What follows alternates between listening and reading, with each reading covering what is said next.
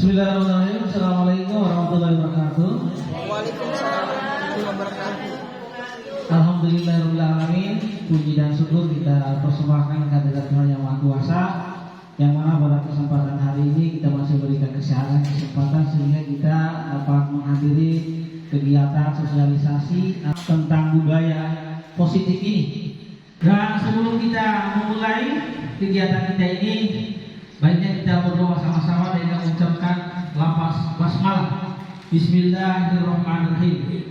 Ya, kita buka kegiatan kita pada hari ini dengan tema tentang diseminasi budaya positif. Ada pertanyaan pemantik? Ya. Baik Bapak Ibu guru hebat, saya akan tanya jawabannya setuju atau tidak setuju. Yang pertama, hukuman dapat mendisiplinkan anak atau setuju atau tidak setuju? Setuju. Setuju. Iya. Apa alasannya? Iya. Untuk pertanyaan yang pertama, hukuman dapat mendisiplinkan anak. Ya, saya setuju. Kenapa saya setuju? Karena hukuman untuk siswa atau pelajar itu ada dua jenis. Ya, yang kita ketahui apakah itu berdampak positif atau negatif. Ya, kalau yang berdampak positif itu saya rasa tidak mengena kepada fisik seorang siswa. Ya, mungkin bisa kita berikan hukuman apakah dia bisa membaca ataukah mengerjakan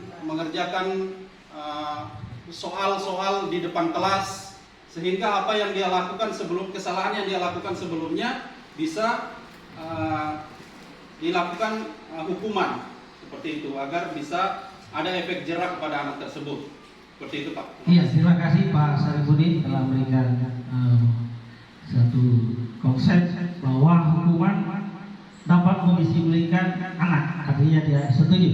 Ya. Kemudian juga pemberian hukuman dengan hal positif seperti membaca atau membersihkan halaman sekolah dapat meningkatkan disiplin anak. Setuju atau tidak? Setuju. Ya. Kemudian memberi penghargaan dapat meningkatkan motivasi belajar anak. Setuju atau tidak?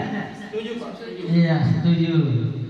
Ya, topik pembahasan kita hari ini ada 7 topik. Yang pertama paradigma perubahan belajar, yang kedua disiplin positif dan nilai-nilai kebajikan universal, yang ketiga teori motivasi, hukuman dan penghargaan serta restitusi, yang keempat keyakinan kelas, yang kelima kebutuhan dasar manusia, yang keenam restitusi atau 5 posisi kontrol guru, dan yang ketujuh tentang segitiga restitusi.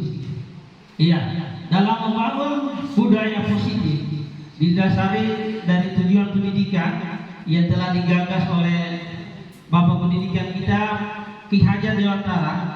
Beliau menjelaskan bahwa tujuan pendidikan adalah menuntut segala kekuatan kodrat yang ada pada anak-anak agar dapat mencapai keselamatan dan kebahagiaan setinggi-tingginya, baik sebagai seorang manusia maupun sebagai anggota masyarakat.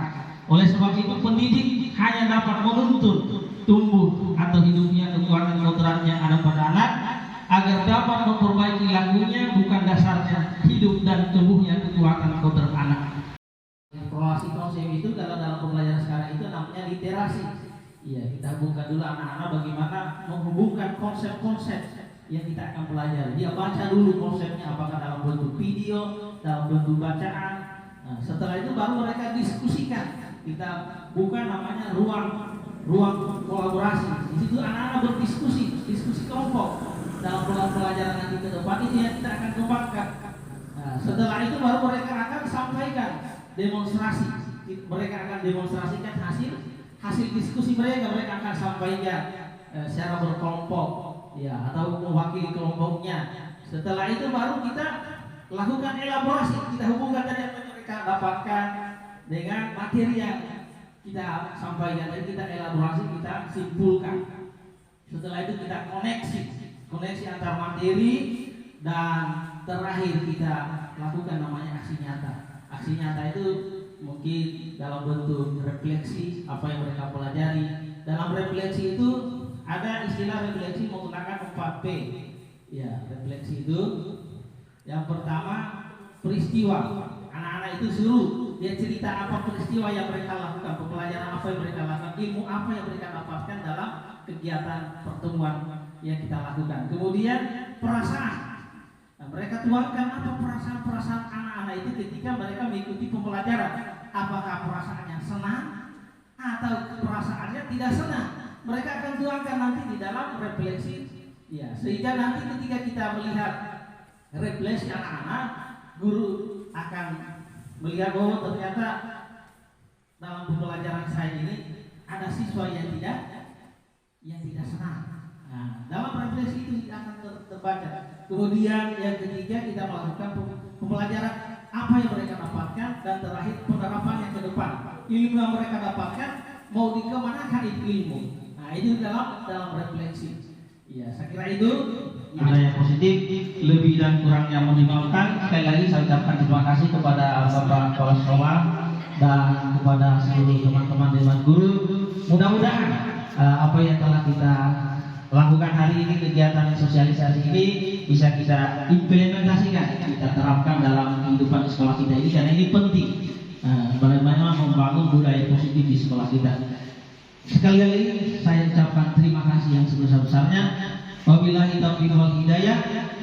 Wassalamualaikum warahmatullahi wabarakatuh. Waalaikumsalam. Dan kita tutup dengan